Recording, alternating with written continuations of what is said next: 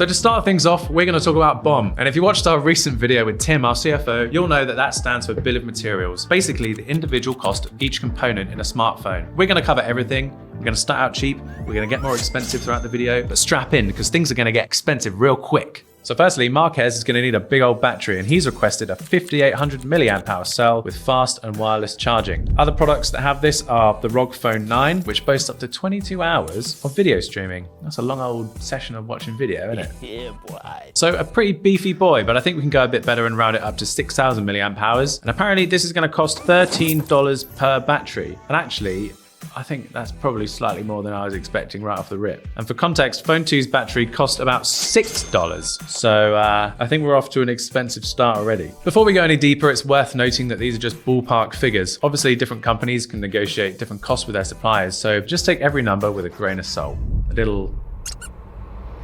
Okay, onto the display. Marques has requested the same screen as the Samsung S24 Ultra, and that is of course a 120Hz LTPO with super bright AMOLED and anti-glare glass. He also says he wants the device to be smaller at 6.1 inches, so that adds another $35 to the pot. All right, onto cameras. Marques knows these very well, of course. He has requested the hardware from the S24 Ultra, but the software from the iPhone 16 Pro. So we're gonna have to imagine that Apple and Samsung have put their differences aside for this product. As for the specific cameras, he's looking for these sensor and lens combos. And as for the front-facing camera, we're going to use that from the Pixel 9 Pro, so let's add that to the device. All right, so altogether for camera hardware, we're looking at $80 added to the bill, and for storage, we're looking at adding 1 terabyte of flash memory, but it doesn't specify which UFS generation he was looking for. I'm guessing 4.0. That was a pretty nerdy question though, I suppose. And if we pair the storage with 16 gigs of RAM, that takes the total price for these components to $90.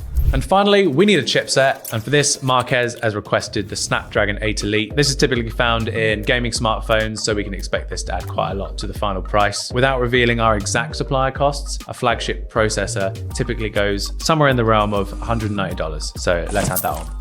I can't help but notice he's not requested any components from a nothing product here. I just assume he's waiting for Phone 3. Anyway, there's a whole bunch of extra stuff we've not added on yet, including electronic components, packaging, design materials, stickers in the box. And if we round all of that together, our final BOM cost comes to $500.